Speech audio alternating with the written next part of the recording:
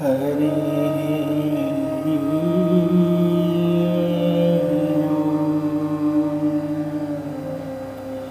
श्रीमद्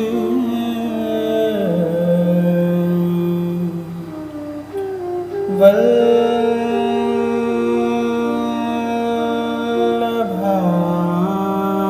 नमः। ध्येयं सदा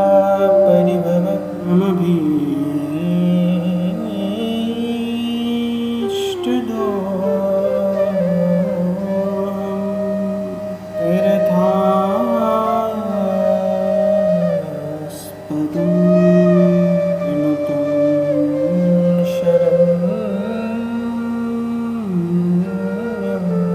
प्रत्यार्थिहं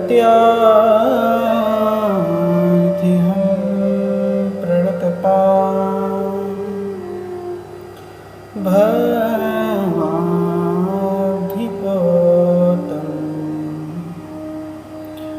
वन्दे महापुरुषते चरणारविन्दम्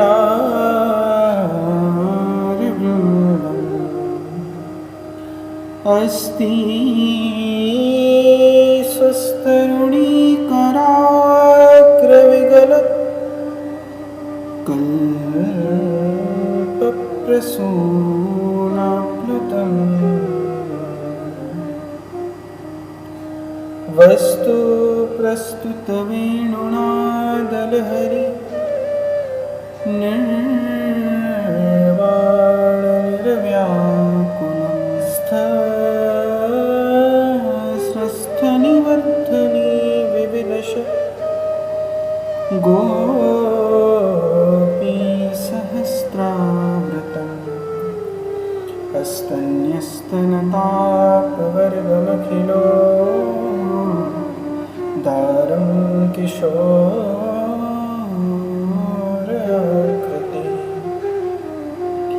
कृष्णत्वदीयपदपङ्कजपञ्जरान्त अद्यैवमेव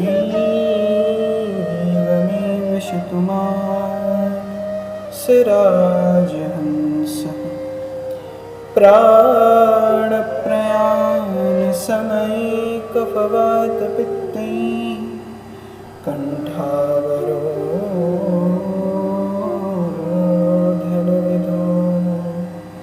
स्मरणं कुतस्ते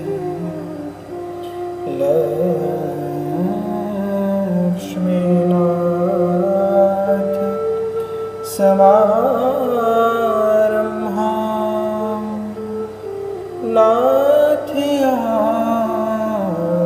नाथयामुलमध्यमाम् अस्मदाचार्यपर्यन्तां वन्दे गुरुपरम्परा। जय जय श्री राधारमण,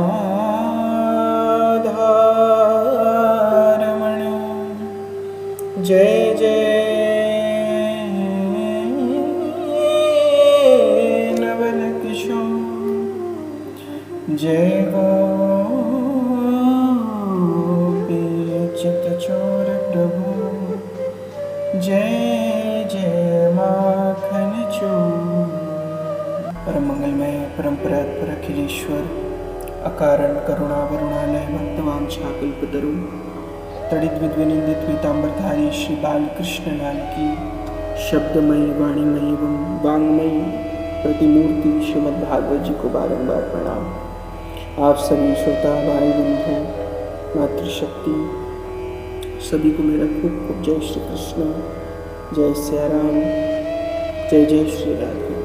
हम भगवान की कृपा से आज आषाढ़ मास की शयनी एकादशी, देव शयनी एकादशी की महात्मा श्रवण करेंगे। तो आइए हम भगवान की कृपा से, भक्त वैष्णव जनों की कृपा से हम ठाकुर जी की एकादशी को श्रवण करते हैं। पहले महात्मा को, फिर आगे कुछ विषय में बात करेंगे। युधिष्ठिर, धर्मराज युधिष्ठिर जी ने पूछा भगवान को कि आषाढ़ के शुक्ल पक्ष की कौन सी एकादशी होती है भगवान, आप मुझे वर्णन कीजिए। पहला प्रश्न किया, उसका नाम और विधि क्या है ये बताने की कृपा करें। भगवान श्री कृष्ण बोले कि हे राजन, आषाढ़ शुक्ल पक्ष की एकादशी का नाम है देवशयनी या शयनी एकादशी। मैं उसका वर्णन करता हूँ, ध्यान देकर के सुन। वह महान पुण्यमयी है, स्वर्ग एवं मोक्ष प्रदान करने वाली है, सब पापों को हर लेने वाली और उत्तम व्रतों से उत्तम व्रत का फल प्रदान करने वाली ये एकादशी की तिथि है। आषाढ़ शुक्ल पक्ष में शयनी एकादशी के दिन जिन्होंने भगवान श्री हरि की सेवा, भगवान श्री कृष्ण के चरण कमल का ध्यान, एकादशी का उत्तम व्रत करता है या उसका पारायण करता है, व्रत आदि रखता है, उन्होंने 3 लोकों में और तीनों त्रिदेव की सेवा के बराबर फल उसे प्राप्त हो जाता है, जो देवशयनी एकादशी को व्रत आदि करता है। हरिशयनी एकादशी के दिन मेरा एक स्वरूप राजा बलि के यहाँ रहता है और दूसरा क्षीर सागर में शेषनाग की सैया पर तब तक शयन करता रहता है जब तक आगामी कार्तिक की जो एकादशी आती है तब तक। अतः आषाढ़ शुक्ला एकादशी से लेकर कार्तिक शुक्ल एकादशी तक मनुष्य को भली भांति धर्म का आचरण करना चाहिए, क्योंकि ये चातुर्मास भी पड़ता है। जो मनुष्य इस व्रत का अनुष्ठान करते हैं वह परम गति को प्राप्त हो जाता है। इस कारण यत्नपूर्वक इस एकादशी का व्रत करना चाहिए। एकादशी की रात्रि में जागरण करके भगवान श्री कृष्ण की, भगवान श्री हरि की आराधना भक्तिपूर्वक करनी चाहिए। ऐसे करने वाले पुरुष को पुण्य की प्राप्ति होती है और भगवत धाम का आश्रय उस जीव को प्राप्त होता है, भगवत कृपा का सानिध्य उस जीव को प्राप्त होता है। जो देवशयनी एकादशी को नियम पूर्वक पालन कर लेता है वह उस जीव की पुण्य की महिमा स्वयं ब्रह्मा भी अपने मुख से नहीं कर पाता।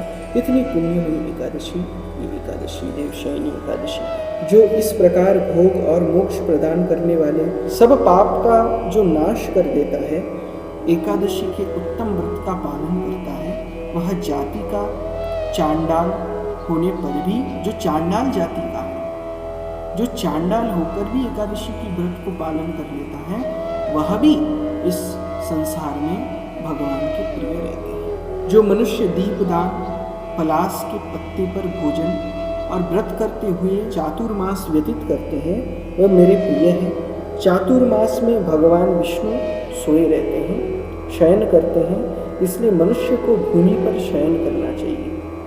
सावन में साग, कुछ नियम हैं चातुर्मास में जो विधि पूर्वक बताया गया है, क्योंकि देवशयनी से लेकर के देव उठनी तक ये भगवान की ही मास है। जैसे हम लोग पुरुषोत्तम मास पालन करते हैं 1 महीना, तो उसमें भी कुछ विधि बताई गई है। वैसे ही चातुर्मास में भी कुछ विषय का नियम है, कुछ चीज़ ग्रहण करना नहीं चाहिए। जैसे उसका विषय वर्णन आया है, सावन मास में साग वर्जित है, साग नहीं ग्रहण करना चाहिए चातुर्मास में। भादों में दही, भाद्रपद में दही को निषेध किया गया है चातुर्मास में। आश्विन में, क्वार में दूध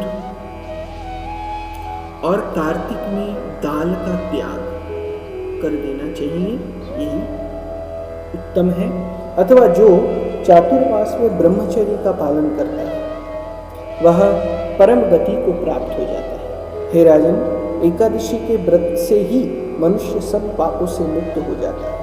अतः सदा इसका व्रत करना चाहिए। कभी भूलना नहीं चाहिए कि शयनी और बोधिनी के बीच में जो कृष्ण पक्ष की एकादशियाँ होती है, गृहस्थ के लिए वह व्रत रखने योग्य है। अन्य मासों की कृष्ण पक्षीय एकादशी गृहस्थ के रखने योग्य नहीं होता है। शुक्ल पक्ष की एकादशी सभी को करनी चाहिए, क्योंकि कृष्ण पक्ष में एकादशी को निर्जल रह करके रहना चाहिए, ऐसा शास्त्र आज्ञा करते हैं। और शुक्ल पक्ष की जो एकादशी है उसमें प्रसाद आदि फलाहार आदि, वैसे तो एकादशी के दिन कुछ ग्रहण करना नहीं चाहिए, लेकिन फिर भी हमारे महाप्रभुगण आचार्यगण हमें निर्देश दे करके गए हैं, क्योंकि कलिकाल के जीव हैं।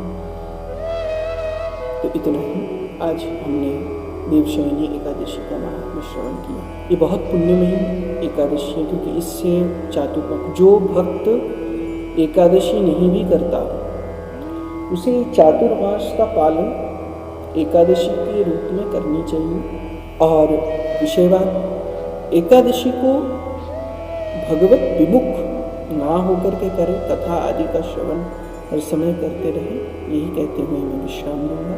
श्री वृंदावन बिहारी लाल की जय, राधा